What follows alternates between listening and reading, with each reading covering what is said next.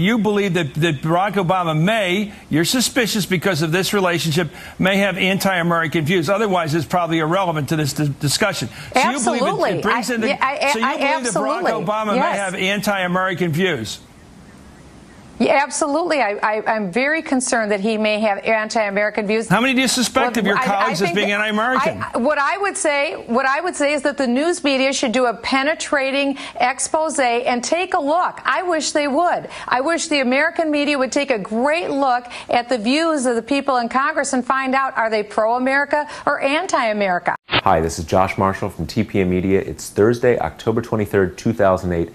12 days before the November election. It seems in every election cycle we have at least one example of the big unforced error. The candidate who looked like they were moving along towards fairly easy re-election and just make some crazy mistake, totally unforced, brought it totally on themselves, that suddenly puts their seat in jeopardy. And there's one big example of it this cycle, and that is Representative Michele Bachmann saying that Barack Obama and many Democratic members of Congress apparently were anti-American and should be investigated by the press. Now, there's another possible example of this on the Democratic side of the aisle. That's Representative John Murtha saying that many of his constituents in western Pennsylvania were racist. Now, he's sort of come back and apologized for that now, but it seems like the polls are starting to tighten for him, that he may be just ahead of his Republican opponent. However, it seems pretty likely that the Obama tide in Pennsylvania more than likely going to bring him home safe, but not necessarily the case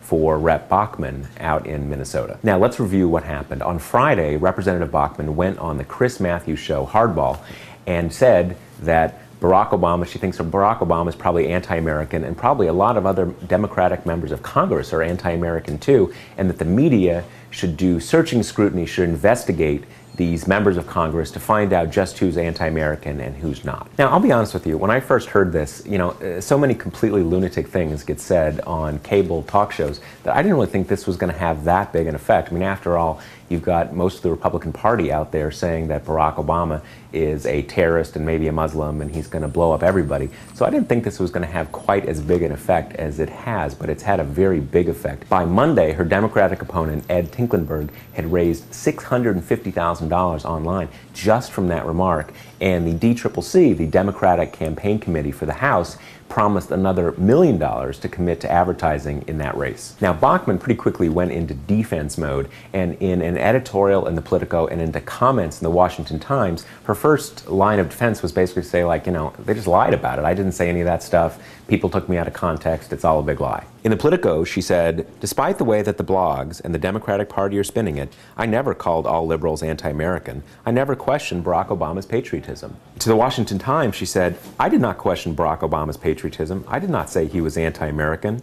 And the other accusation is that I was calling for members of Congress to be investigated for their anti-American views. That's absolutely a lie. And for those of you who prefer to see it in video, here's an interview that Bachmann did with local TV on Sunday, basically saying the same thing. I'm not saying that his views are anti-American. That was a misreading of what I said.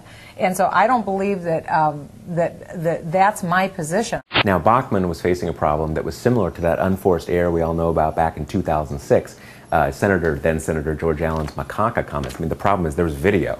So this they're making it up storyline really wasn't going to hold water. So what she came up with next, the next stage in her defense was to say, I'd never heard of this hardball show before. Chris Matthews, I totally got set up. He led me into a trap.